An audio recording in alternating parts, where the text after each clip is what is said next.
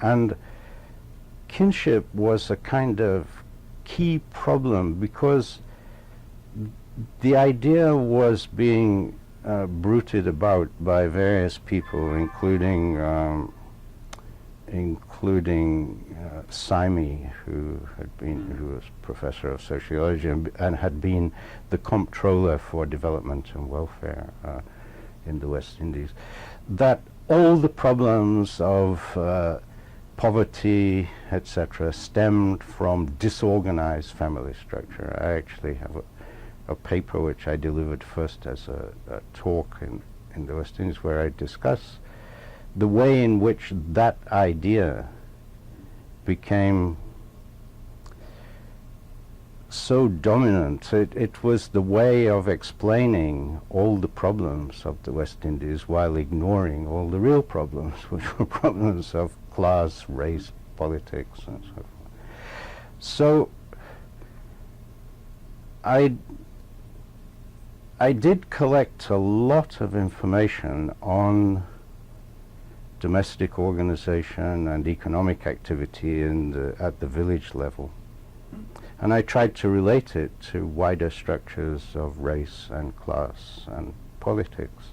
So while that book, I mean, if you read that first book, which was actually my PhD dissertation with some pieces left out, it tries to examine kinship structure and family structure in the context of all these other things and show that in fact it's not disorganized, it's not the root of the failure of these groups to develop, and so on and so on. And that has been,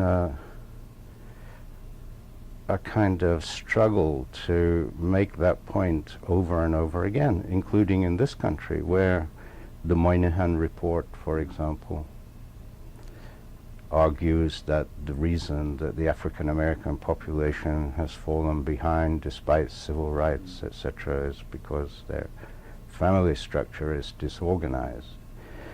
And I later on got involved in a research project here, the Poverty Project, with a bunch of sociologists, including William J. Wilson, and they have the same idea. So it's a constantly recurring idea that the reason you have backwardness, poverty, etc., among minority populations is that they have